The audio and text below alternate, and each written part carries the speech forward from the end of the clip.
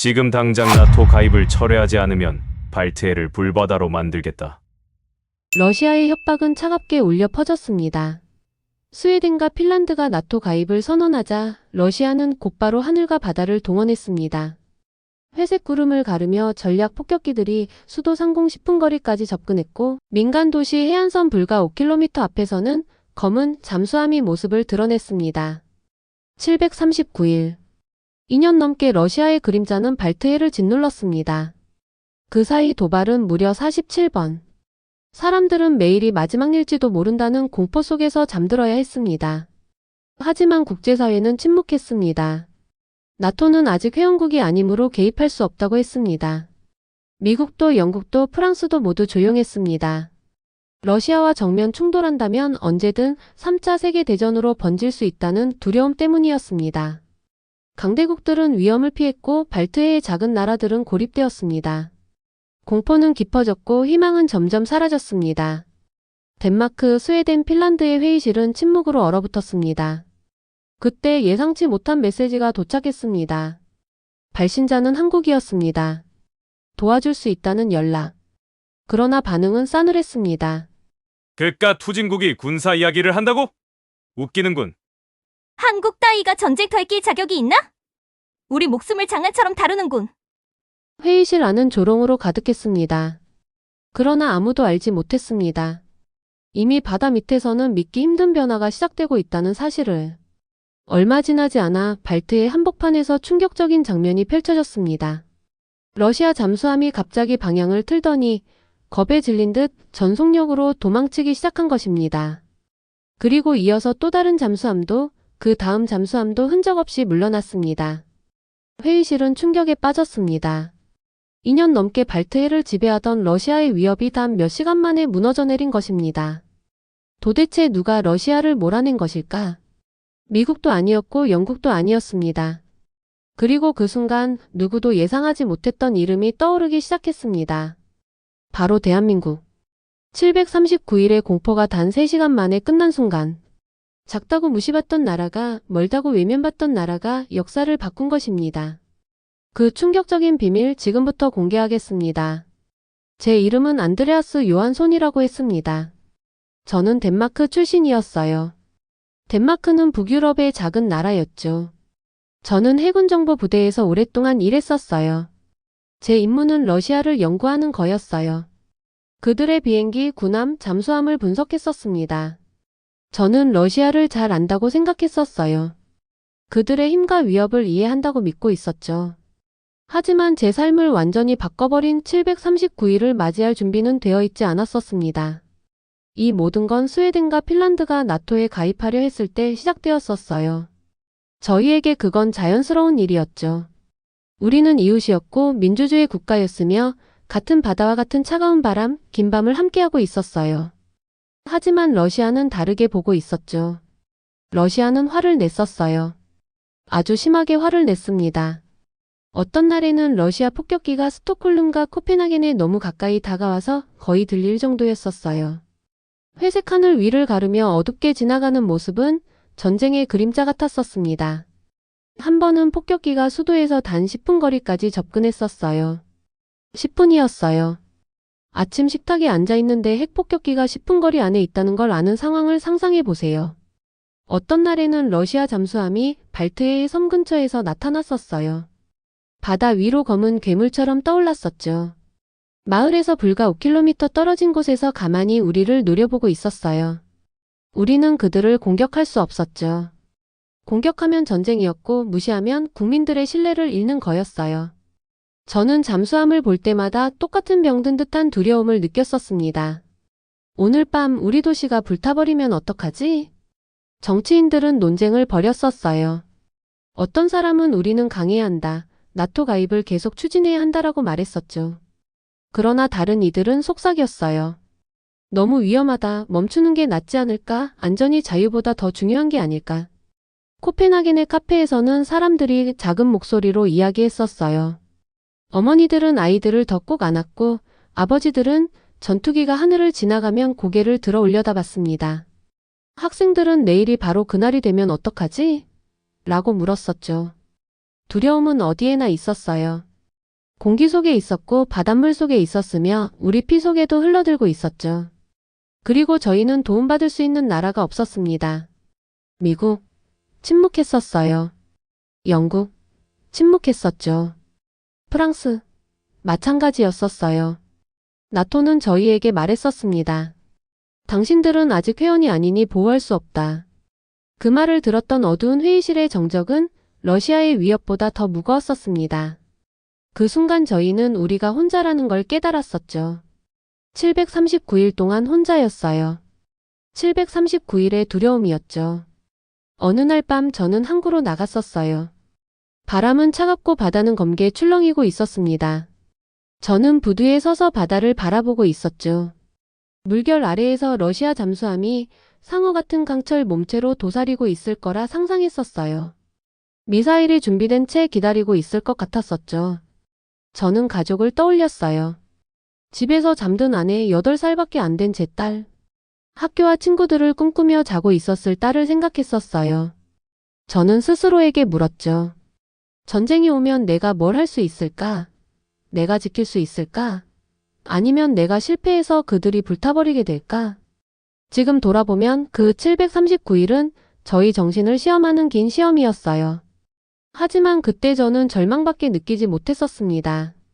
저는 저 자신에게 말했었어요. 우리는 작다.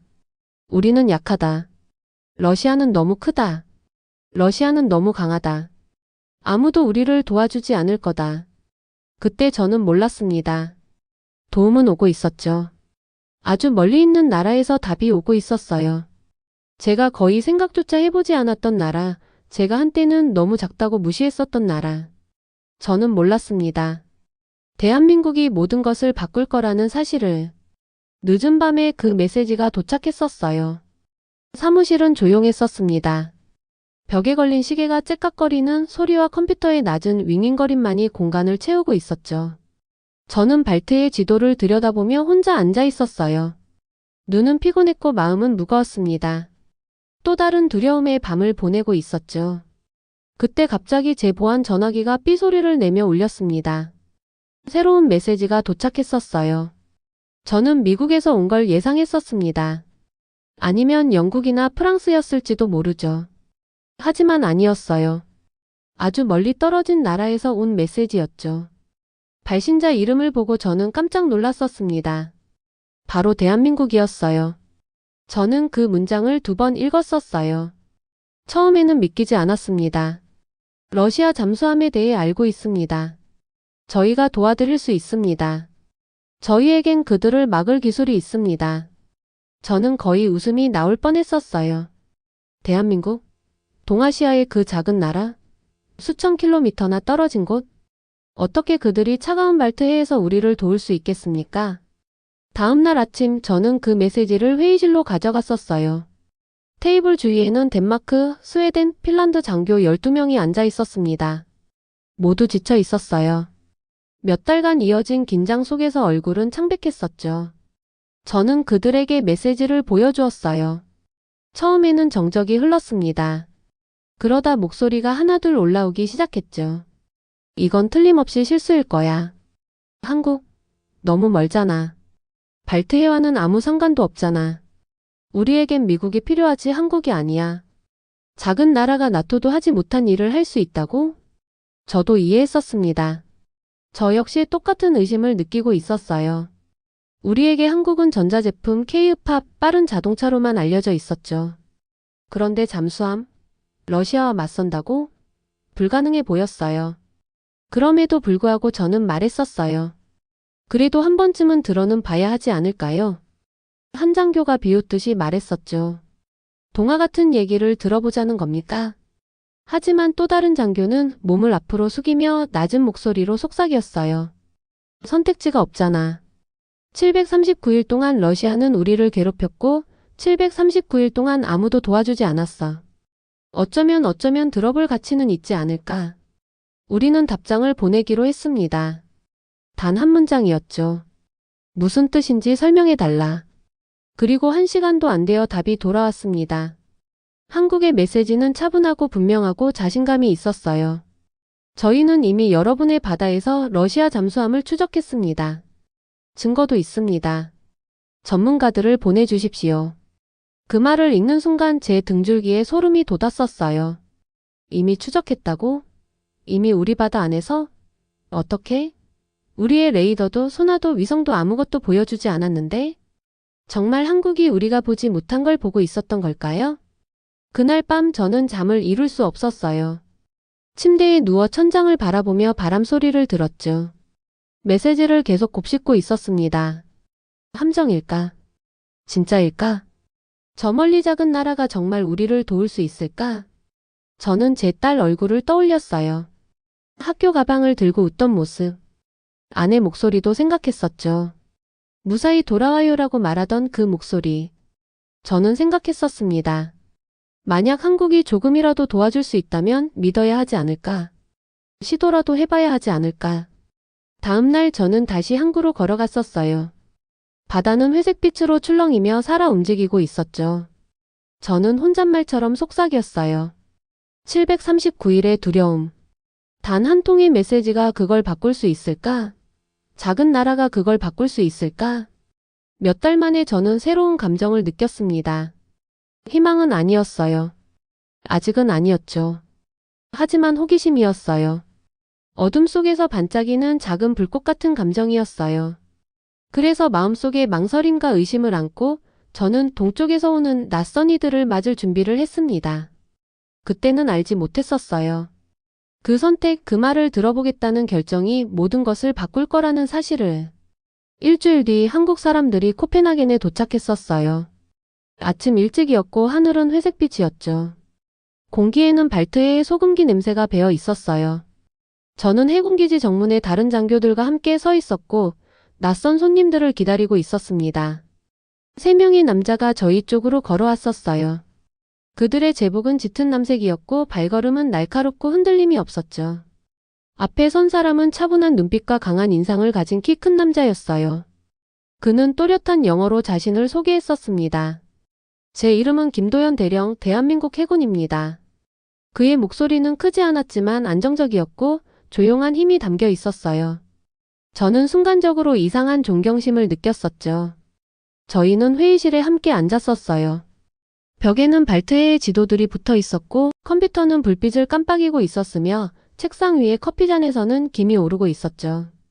방 안에 모두가 긴장하면서도 호기심과 의심을 품고 있었습니다. 김 대령은 노트북을 열었어요. 화면에 긴 검은 물체가 나타났죠.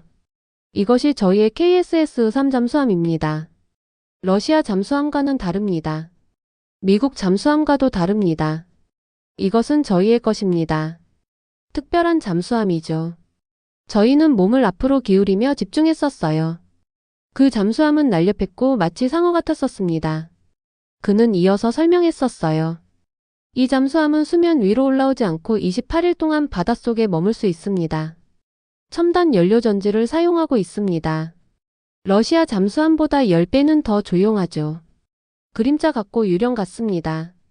제 동료 몇 명은 긴장된 웃음을 흘렸습니다. 유령 잠수함이라니 그건 동화 같은 소리군요. 한 장교가 속삭였어요. 하지만 김 대령은 화내지 않았습니다. 그저 미소를 지었죠. 마치 그 말을 여러 번 들어본 것처럼 자연스러웠습니다. 믿지 못하시겠죠? 당연합니다.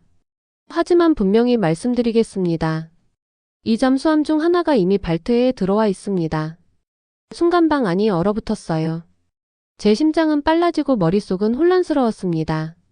이미 여기 있다고? 불가능한 일이었죠. 농담이겠지요. 다른 장교가 말했어요. 농담이 아닙니다. 김 대령은 차분하게 대답했었어요. 이 잠수함은 이미 사흘 동안 이 바다에 있었습니다. 당신들의 레이더는 보지 못했죠. 당신들의 소나는 듣지 못했죠. 위성도 추적하지 못했습니다.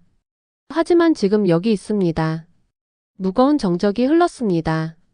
우리는 서로를 바라보며 창백해진 얼굴과 커진 눈을 숨기지 못했어요. 그가 말한 것이 사실이라면 한국은 우리가 알지 못했던 기술을 가진 거였죠. 저는 지난 739일 동안 추적하지 못했던 러시아 잠수함들을 떠올렸습니다. 우리는 눈이 멀어 있었고 무력했었어요. 그런데 이제 이 남자는 자기 잠수함이 사흘 동안 우리 옆에 있었지만 아무도 눈치채지 못했다고 말하고 있었습니다. 제 손은 살짝 떨리고 있었어요. 저는 제 노트에 이렇게 적었었죠. 어쩌면 한국은 그렇게 작은 나라가 아닐지도 모른다. 어쩌면 이건 진짜일지도 모른다.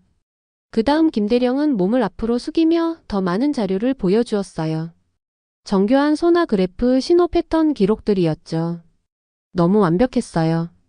그는 자기 잠수함이 바로 어제 러시아 함정을 추적했으며 그 모든 소리와 움직임, 세부 사항을 기록했다고 설명했었습니다. 그건 증거였어요. 진짜 증거였죠. 한 핀란드 장교가 혼잣말처럼 속삭였어요. 우리는 눈이 멀어 있었군. 하지만 한국은 보고 있었어. 그날 밤 저는 또 잠들 수 없었어요. 하지만 이번에는 두려움 때문이 아니었죠. 흥분과 혼란, 경이로움 때문이었어요. 저는 창밖 어두운 항구를 바라봤습니다.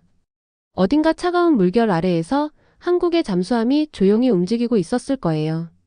누구도 볼 수 없고 그 배의 승조원들만 알고 있는 존재. 물속의 유령 같았죠. 저는 유령이라는 단어를 곱씹었어요. 볼 수는 없지만 느낄 수 있는 것. 보이지 않지만 강력한 것. 그 순간 처음으로 깨달았었어요. 바다의 주인이 러시아만은 아니라는 사실을요. 작전은 차가운 아침에 시작됐었어요. 코펜하겐 지휘센터는 긴장된 에너지로 가득 차 있었죠. 화면에는 지도와 소나선, 깜빡이는 빨간 점이 빛나고 있었어요. 장교들은 작은 목소리로 속삭이며 커피잔을 움켜쥐고 있었죠. 저는 책상에 앉아 있었어요. 심장은 쿵쿵 뛰고 있었죠. 739일 동안 저는 두려움 속에서 살았었어요. 739일 동안 우리는 약하고 눈이 멀고 무력하다고 느꼈습니다. 하지만 그날은 달랐었어요. 우리에겐 비밀 무기가 있었죠. 바다 밑에 유령이 있었어요. 정확히 10시가 되자 김도연 대령이 일어섰습니다. 그의 짙은 남색 제복은 주름 하나 없이 단정했고 얼굴은 차분했었어요. 너무 차분해 보일 정도였죠. 그는 말했었습니다. 때가 됐습니다. 그는 위성전화를 들고 한국어로 조용히 말했었어요. 무슨 뜻인지 이해하지 못했지만 의미는 알 수 있었죠. 명령이 떨어진 거였습니다. 유령 잠수함이 움직이기 시작한 거였어요. 큰 화면에 빨간 점 하나가 나타났습니다. 고틀란드 섬 근처였어요. 그건 러시아 잠수함이었죠. 몇 달 동안 우리를 비웃듯이 도시 근처까지 다가와 도발하던 바로 그 함정이었어요. 30분 동안 아무 일도 일어나지 않았습니다. 빨간 점은 천천히 움직이며 마치 먹잇감을 노리는 늑대처럼 빙글빙글 돌고 있었어요.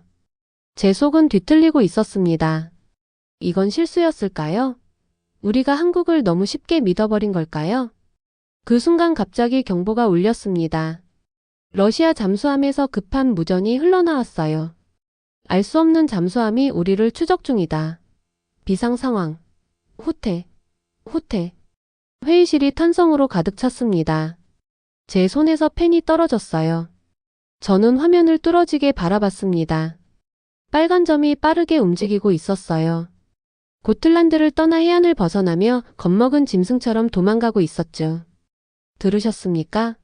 제 동료 한 명이 속삭였어요. 네, 들었어요. 그들이 두려워하고 있군요.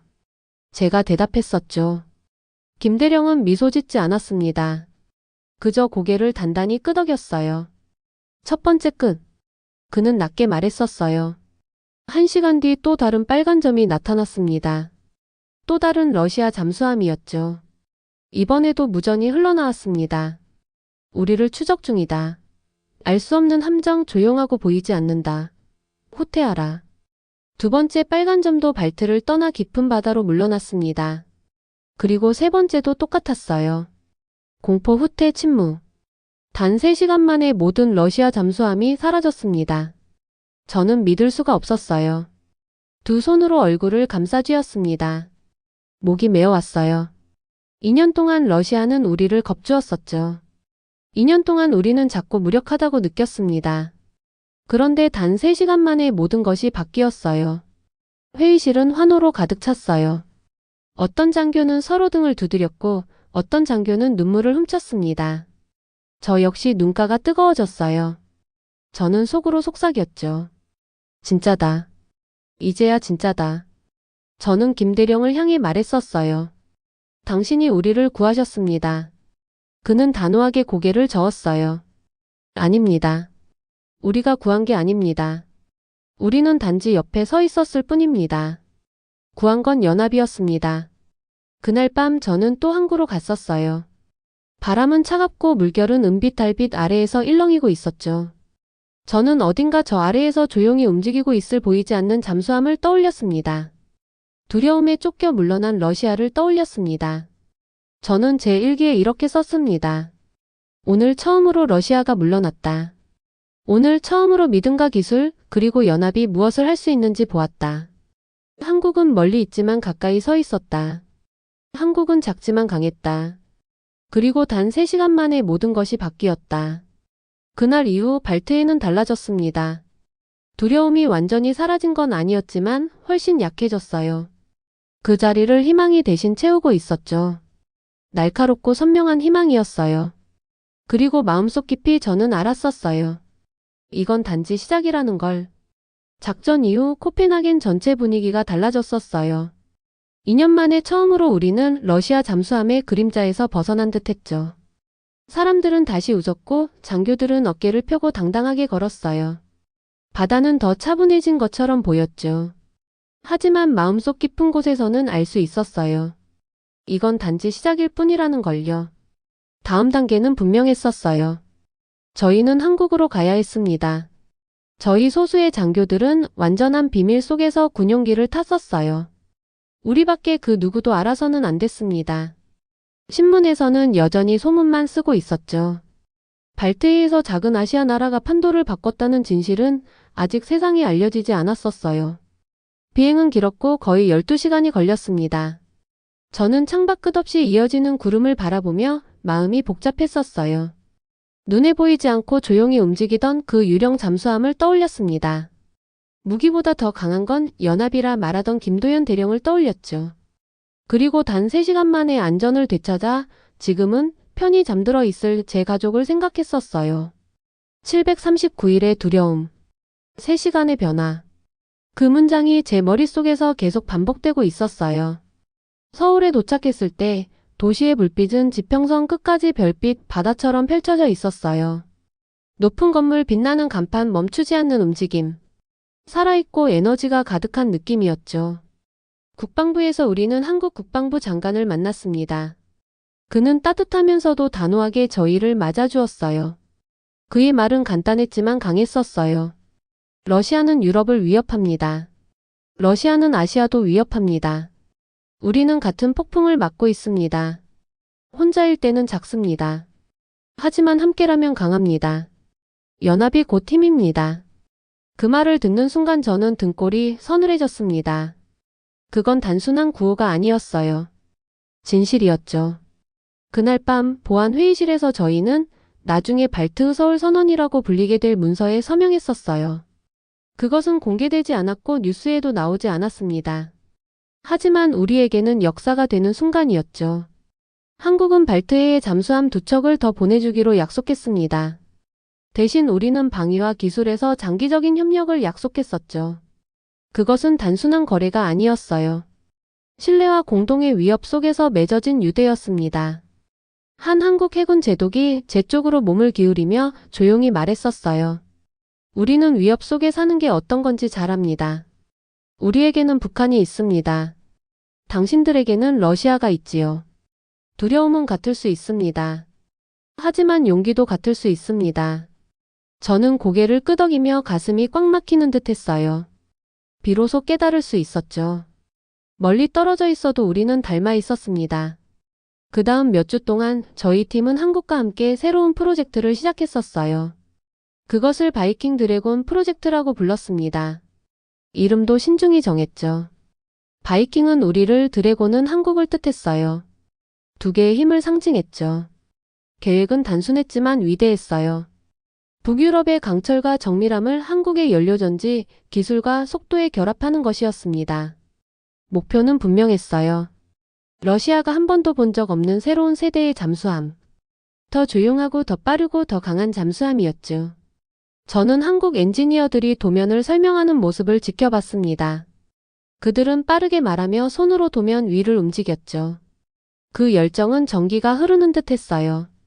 우리는 우리의 강철 제작 방식과 차가운 바다에서의 경험을 보여주었고, 조금씩 퍼즐 조각처럼 두 나라의 기술이 맞춰지기 시작했었어요. 첫 번째 시험에서 잠수함은 조용히 물속으로 들어갔습니다. 저희는 수치를 확인했죠. 소음 수치 0.04데시벨.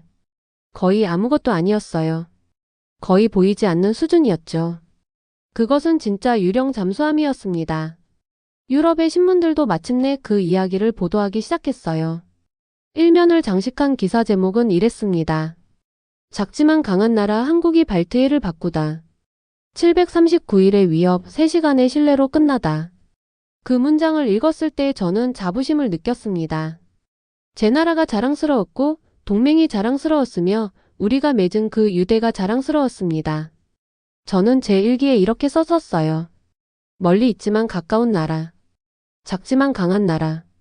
그것이 한국이다. 이제는 우리의 친구다. 2024년 3월은 차가운 바람과 함께 찾아왔지만 동시에 축하의 날이기도 했었어요. 그날 스웨덴은 공식적으로 나토의 32번째 회원국이 되었죠. 스톡홀름에서 열린 그 행사는 전 세계의 지도자들이 참석한 역사적인 순간이었어요. 거리는 깃발로 가득했고 음악이 흘렀으며 사람들은 환호하고 있었습니다. 저는 군복을 입고 군중 속에 서 있었어요. 역사의 무게가 제 어깨에 얹혀있는 듯했죠. 수년 동안 우리는 두려움 속에 살았었습니다. 739일 동안 러시아는 우리를 위협했었어요. 739일 동안 전쟁이 일어날지 매일 불안했었습니다. 그리고 단 3시간 만에 한국이 우리에게 다른 미래를 보여주었었죠. 이제 전 세계가 지켜보는 앞에서 우리는 두렵지도 약하지도 않은 모습으로 그 어느 때보다 강한 모습으로 나토에 들어서고 있었어요. 그날 저를 가장 놀라게 했던 건 나토의 깃발이나 연설들이 아니었어요. 다른 것이었죠. 스톡홀름 거리에서 그리고 나중에는 코펜하겐 거리에서도 저는 어린아이들이 흔드는 깃발을 봤습니다. 거기에는 스웨덴과 덴마크의 깃발만 있는 것이 아니었어요. 바로 대한민국의 깃발도 있었습니다. 작은 소년과 소녀들이 고마워요 코리아 라고 외쳤습니다. 그 목소리는 높고 맑았고 차가운 바람을 타고 퍼져나갔습니다. 어떤 가족들은 손팻말을 들고 있었어요. 거기에는 이렇게 적혀 있었죠. 작지만 강하다. 멀지만 가깝다. 저는 목이 메었고 눈가가 뜨거워졌습니다. 불과 2년 전만 해도 우리 누구도 한국을 떠올리지 않았었어요. 많은 이들에게 한국은 단지 멀리 있는 나라, 대중음악이나 전자제품 혹은 몇몇 자동차로만 알려진 나라였죠.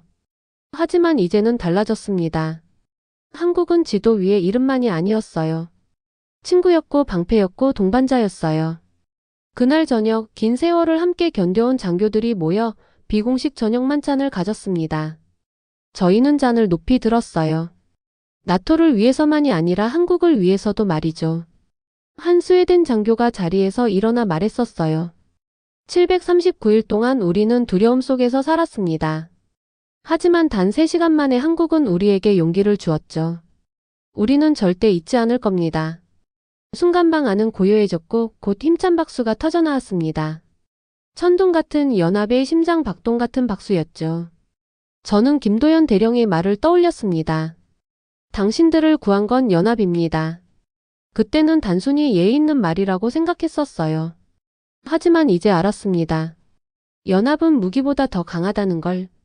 작은 나라에 힘을 주는 건 바로 연합이라는 걸요. 그날 밤 늦게 저는 혼자 스톡홀름 거리를 걸었어요. 눈송이가 하얗게 흩날리고 있었고 도시의 불빛은 얼어붙은 물 위에 반짝이고 있었습니다. 저는 긴 여정을 떠올렸어요. 739일의 두려움. 모든 것을 바꾼 3시간. 아무도 볼 수 없었던 유령 잠수함. 바이킹과 드래곤의 동맹. 유럽 거리에서 한국 깃발을 흔드는 아이들. 저는 깨달았어요. 역사는 언제나 가장 큰 나라가 쓰는 게 아니었어요. 때로는 사람들이 과소평가하는 작은 나라가 역사를 바꿔놓기도 한다는 걸요. 집으로 돌아왔을 때 제 딸이 저를 향해 달려왔습니다. 그녀는 빨강과 파랑원이 그려진 작은 한국 종이 깃발을 들고 있었어요. 자랑스럽게 흔들며 말했죠. 아빠, 이 나라가 우리를 도와준 나라 맞죠? 저는 그녀의 눈높이에 맞춰 무릎을 꿇고 속삭였어요. 그래, 이 나라가 우리 곁에 서 있었단다. 딸은 환하게 웃으며 말했어요. 그럼 코리아는 우리 친구네요. 그 순간 제 가슴은 벅차올랐습니다. 저는 알 수 있었어요. 딸은 자라면서 한국을 멀리 있는 나라로, 작은 나라로 기억하지 않을 거라는 걸요. 가까이 있는 나라, 강한 나라, 신뢰할 수 있는 나라로 기억하겠지요. 이제 저는 고요한 발트해를 바라볼 때마다 평화를 느끼고 있었습니다. 파도는 잔잔히 부서지고 지평선은 넓게 펼쳐져 있었죠. 그리고 어쩌면 저 깊은 물속에서 여전히 조용히 움직이며 우리를 지키고 있는 유령 잠수함이 있을지도 모른다는 생각이 들었어요. 저는 마지막으로 제 일기에 이렇게 적었었습니다. 작지만 강하다. 멀지만 가깝다. 한국은 우리에게 기술의 중요성을 보여줬지만 그보다 더 중요한 건 신뢰라는 걸 알려주었다. 연합이 안전을 만든다. 그리고 우정이 승리를 만든다. 그것이 바로 이 739일과 3시간의 교훈이었어요. 그리고 저 덴마크의 안드레아스 요한소는 이 사실을 절대 잊지 않을 것입니다. 오늘 영상 재미있게 보셨나요? 다음 주에는 더욱 가슴 뭉클한 이야기로 돌아오겠습니다. 구독과 알림 설정으로 가장 먼저 만나보세요. 이메일 주소로 여러분의 이야기를 보내주세요. 사연이 채택되는 분들께는 저희가 감사의 마음을 선물을 보내드립니다. 해주셔서 감사합니다.